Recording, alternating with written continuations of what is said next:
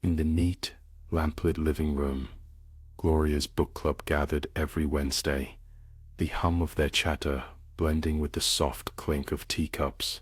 The walls were lined with shelves of thrillers and romance, but tonight the air seemed weighted, thick with anticipation. As the women discussed their latest novel, Gloria's smile flickered, just a second too wide, her gaze a little too sharp. A week ago she told them about a stalker.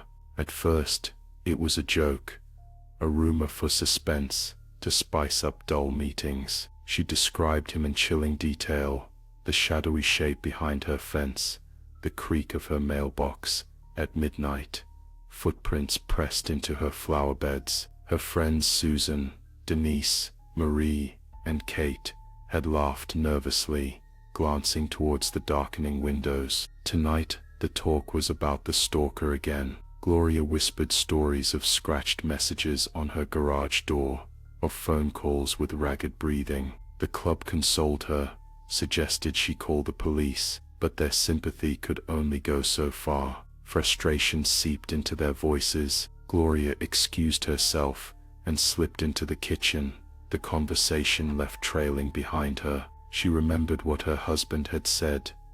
"You make things up, Glo.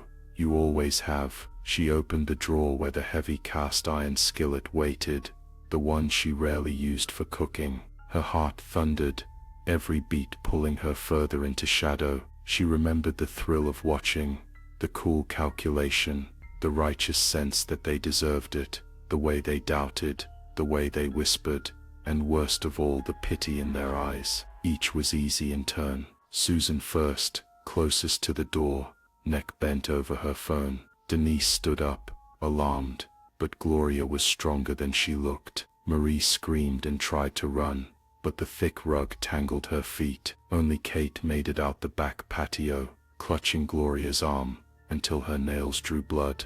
When it was over, Gloria washed the skillet and herself in scalding water, scrubbing until her reflection blurred. She rehearsed her fear, her distress, a performance as intimate as prayer. The police arrived amid spilled tea and overturned chairs. Gloria's voice trembled as she told them about her stalker, the faceless predator who must have followed her club inside. She described how he'd slipped into their circle over the weeks, always just out of sight, always there. They found her story compelling, her tears convincing, her shakes sincere. In the news, the suspected killer was described, tall, faceless, impossible to pin down. Her neighbors watched her with sympathy, hugging their children close and wondering if the monster would return. But in the quiet of her home, late at night, Gloria saw shapes moving in the dark corners, whispers creeping from the air vents, familiar voices sighing her name. She told herself it was just imagination, just guilt working against her, but their presence persisted, chilly breaths on her cheek, faint fingerprints on dusted shelves, laughter echoing through the empty living room, as if the book club had never left, as if their weekly meetings would go on forever, and she could never, ever be rid of them.